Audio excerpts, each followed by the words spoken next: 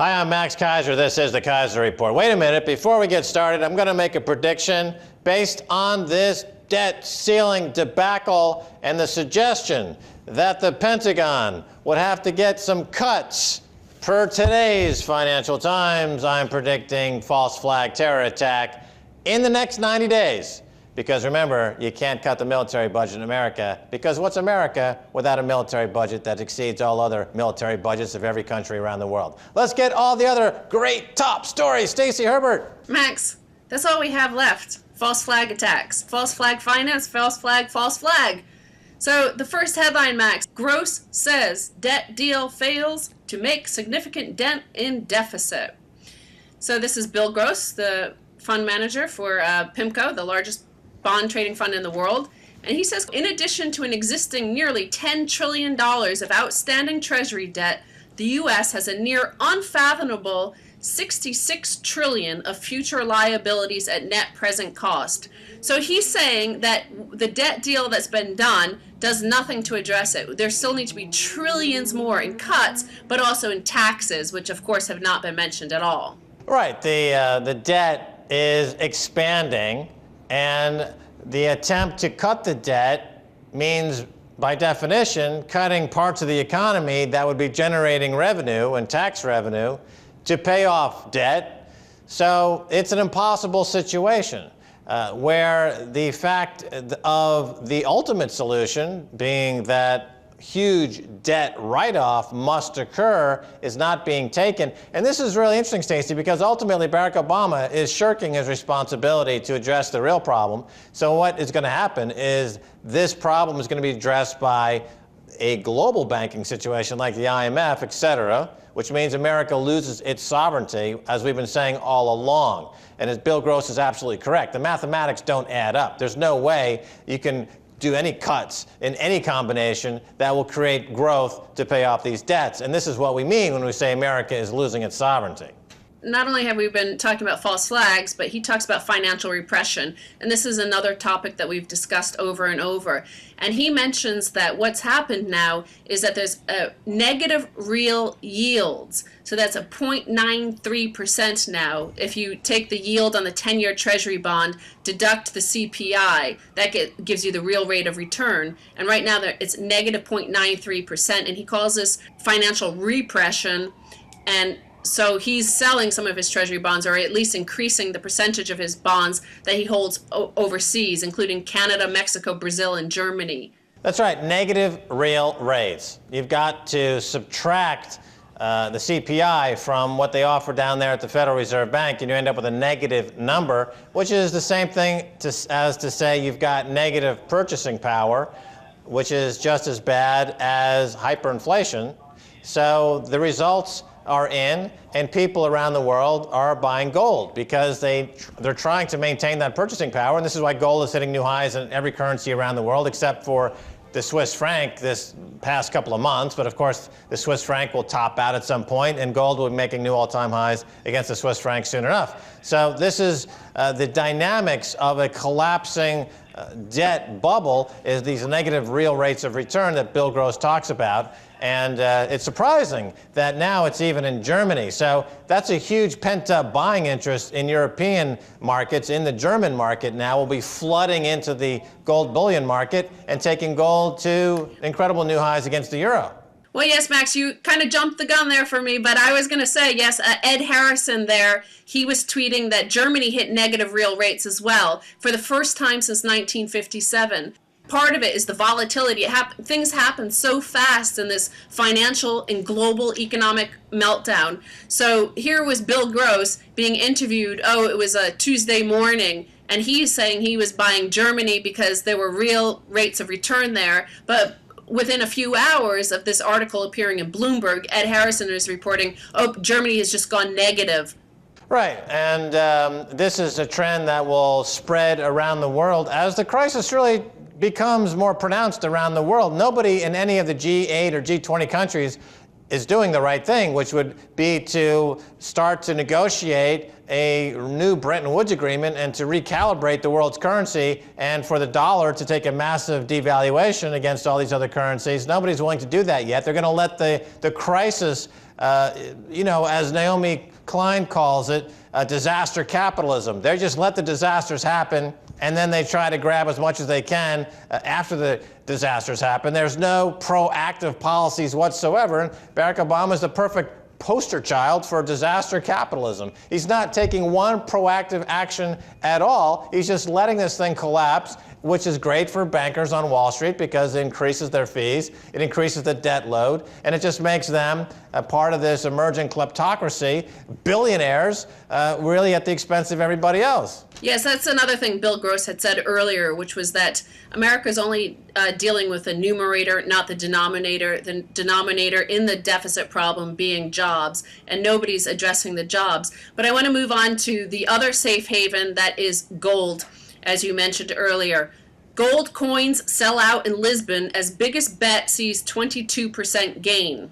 And remember, we reported a few years ago that the gold was selling out in Germany. So the Germans were, they sensed this negative real rates coming, and they were buying gold earlier than what now the Portuguese are now buying it. And the article points out that gold has advanced 15% this year, and treasuries, by comparison, have returned 4.2%. So those are the two safe havens. Gold has returned 15% and treasuries 4.2%. Right, and don't forget silver is up more than 30% this year. It was up 70% last year. And this negative real interest rate story, again, as it relates to gold, is very interesting because negative real interest rates people equate with deflation, and they equate deflation with an environment that's poor for gold. But historically, a negative real interest rates, or quote-unquote deflation, is actually the best time to be buying gold. And so gold is working in either the deflation, which is really another word for hyperinflation or inflation. So there's really a no-lose situation. There's no top on gold because there's no amount of destruction that one can imagine won't visit the fiat currencies around the world because the fiat currency grid is going to go the way of the dodo. That means that there's no top on gold. $10,000 an ounce for gold? Yeah, of course. It could go a lot higher because fiat currencies are going to zero.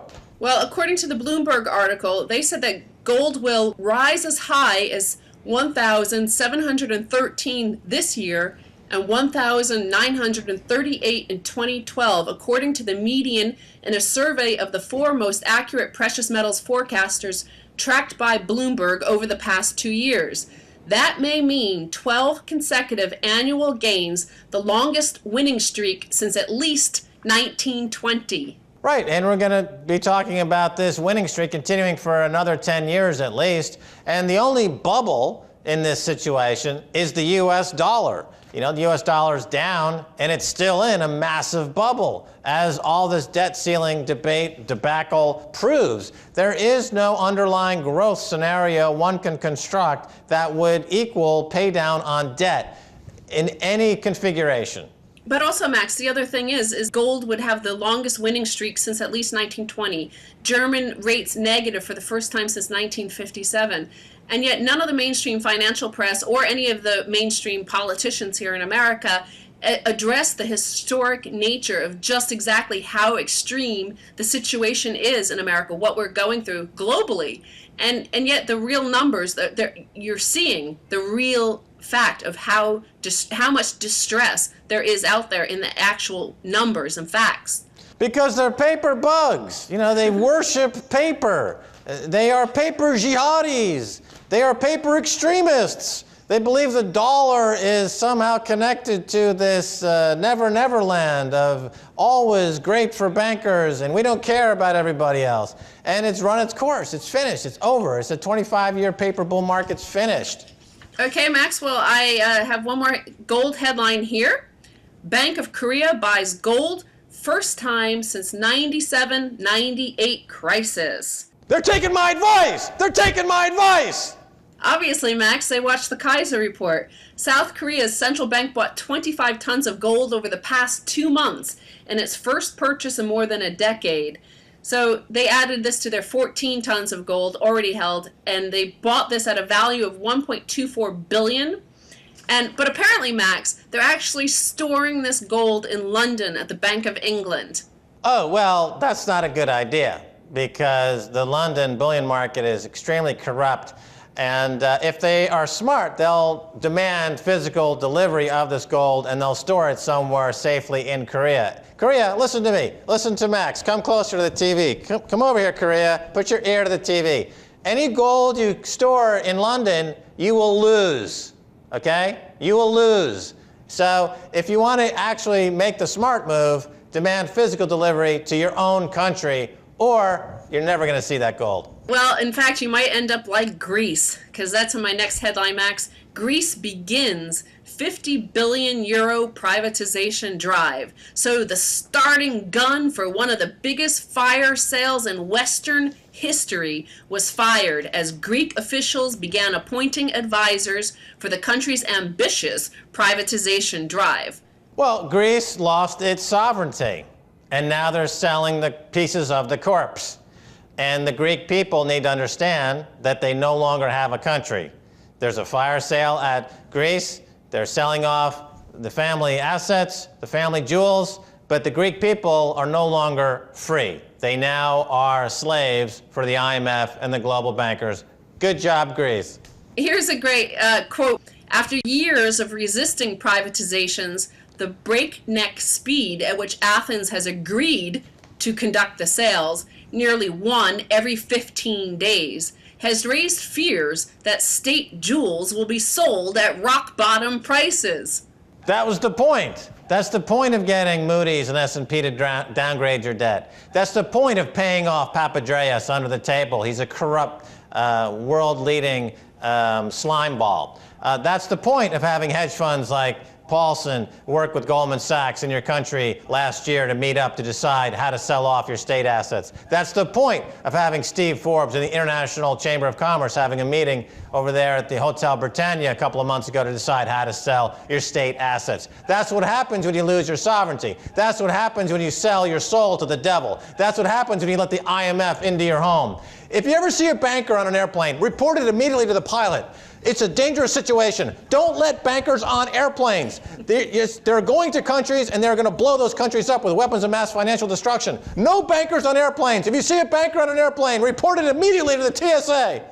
Okay, Max. Well, in fact, I have a story about bankers. The last headline here, Goldman Sachs traders quit with big bonuses drying up. So more than a dozen traders, according to this article, have quit Goldman Sachs's North American government bonds and derivatives trading desk in New York in recent months as the bank takes fewer risks and big bonuses for ambitious traders dry up. Another false flag is coming, and there'll be plenty of opportunity for you to rape the country financially again, and all your Christmas bonus wishes will come true. All right, Stacy Herbert, thanks so much for being on the Keiser Report. Thank you, Max. All right, don't go away. Much more coming your way, so stay right there.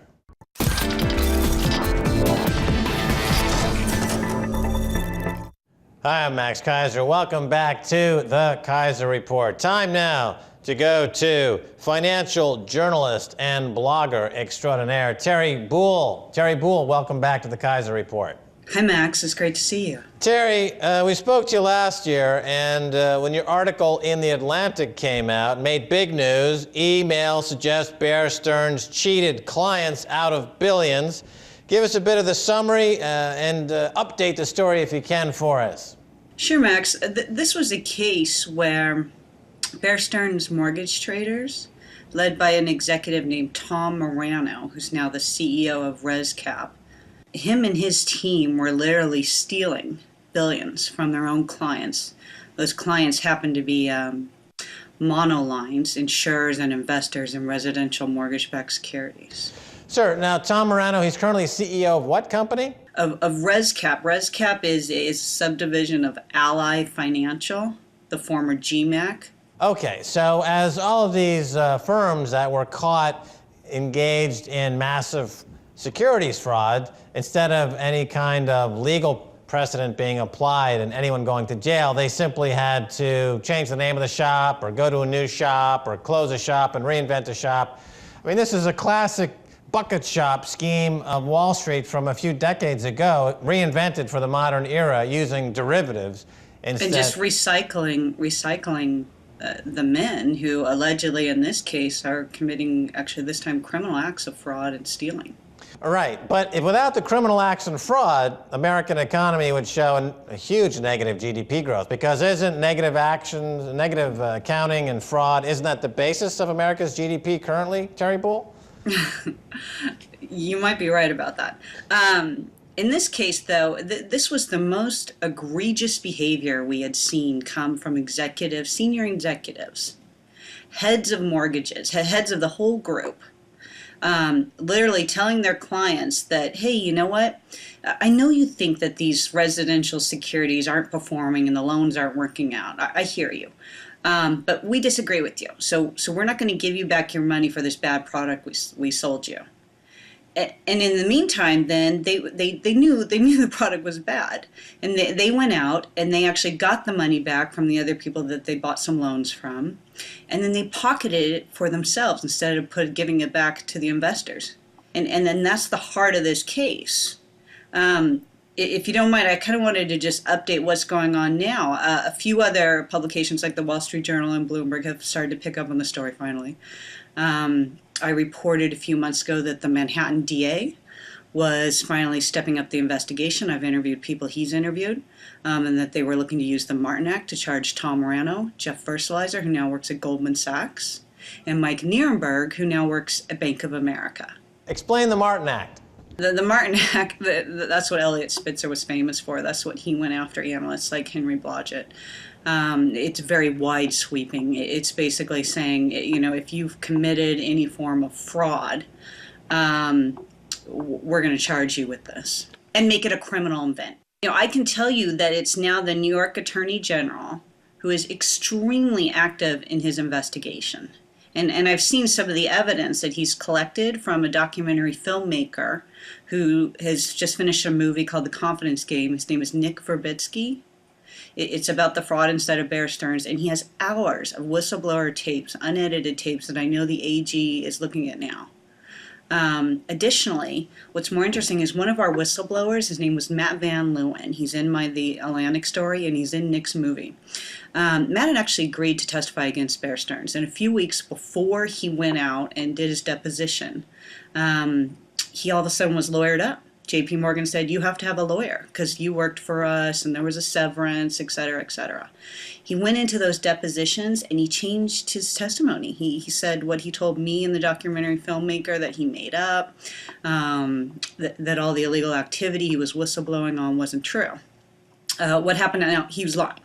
I mean, we double-checked his information. We had multiple sources. We saw emails. We know he's lying. So we're trying to figure out right now, is this a case that the Bears outside counsel, outside lawyers, you know, paid him off, got him to change their testimony? Did Tom Morano and his traders pay him off?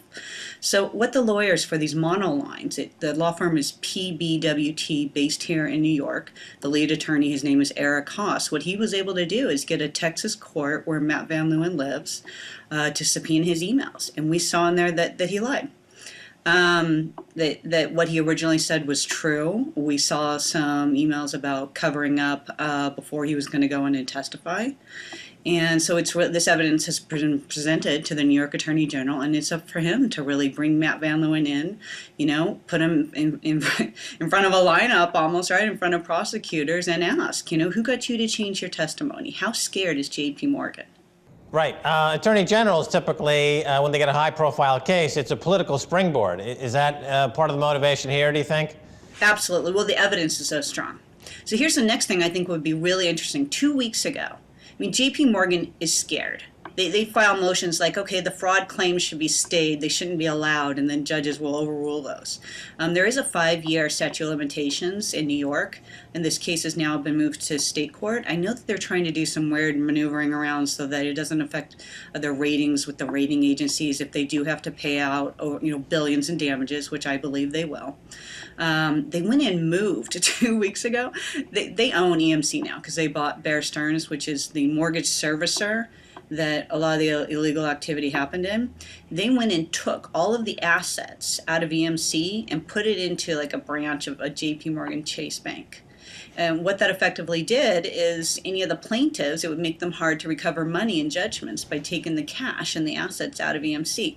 Now that's illegal. There's a contract that says that they're not allowed to do that they have to ask permission to do that. I mean, so it's these kind of moves that we can see. JP Morgan is scared. They know this is real. And I think Tom Morano, Mike Nierenberg, and Jeff Versailles are very afraid if they're tampering witnesses.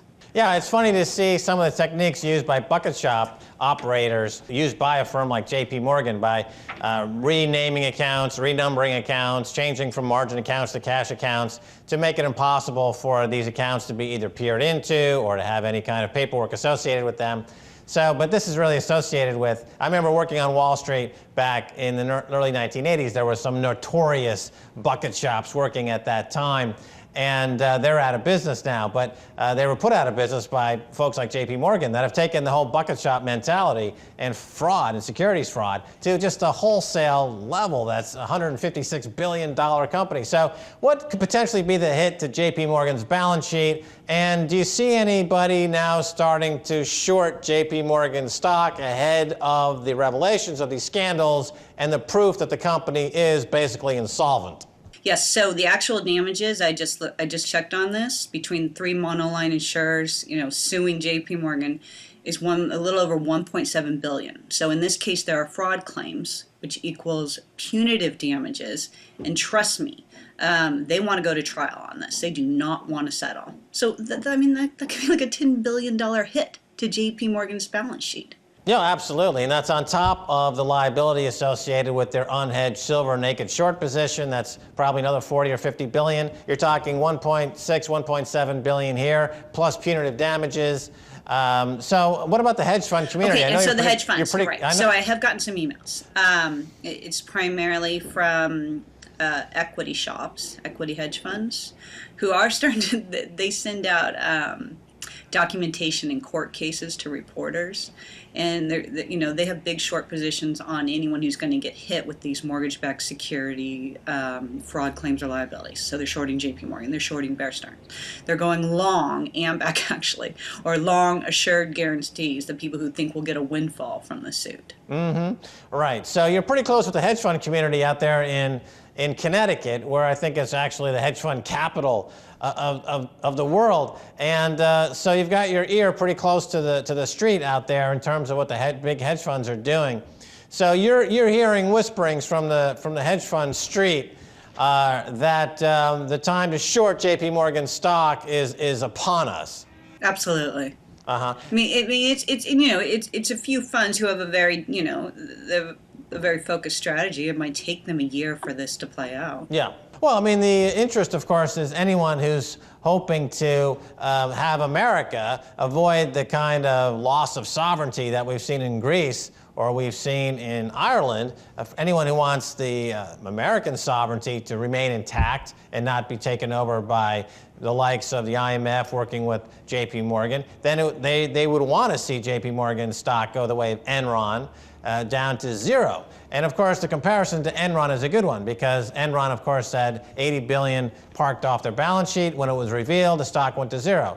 JP Morgan's got, by some estimates, over $1 trillion in liabilities off the balance sheet. Once that's put back on the balance sheet, then the stock is insolvent, the stock goes to zero, which is something people should be rooting for if they want to maintain sovereignty in America. If they want to be debt slaves, of course, then just give JP Morgan free rein to write laws and commit securities fraud all day long, and you can be a debt slave too. So going forward... Actually, Max, I think this is more about the cover-up that JP Morgan has executed in the last year. And I think if the American Main Street investor, or let's just say if the U.S. government ever wants to restore faith for Main Street investors to go back and invest in equities and invest in Wall Street companies, they have to bring some criminal charges. And this is an easy slam dunk case. I do not see how these guys are not charged criminally. Well, they know that in instances in other countries, whistleblowers have been assassinated when they have revealed some of the banking terrorists at work in these foreign countries. So I would imagine people are afraid of the assassins in the employ of banks like JP Morgan to take them out. But I think at some point, one has an obligation if one has information. And the Attorney General certainly, hopefully, he's got the cojones to take the case to its legal conclusion. We only have a few seconds left. Any closing thoughts? Yes, Max, I just wanted to let you know next month I'm going to be reporting there is a significant development in this case with new evidence that has come forward that I think will blow the case open and make this a no-brainer for this team to be charged. More people have contacted me, more whistleblowers, and I know the AG has interviewed them. How many? Let's just say it's over a dozen. Over a dozen? Yes. Okay, well, hopefully one of them will actually come forth and do the do. All right, Terry Buell, thanks so much for being on the Keiser Report. Great to see you, Max. Thanks for having me. All right, and that's going to do it for this edition of the Keiser Report with me, Max Keiser, and Stacy Herbert. I want to thank my guest, Terry Buell. If you want to send me an email, please do so at keiserreport@rttv.ru. Until next time, this is Max Keiser saying bye, y'all.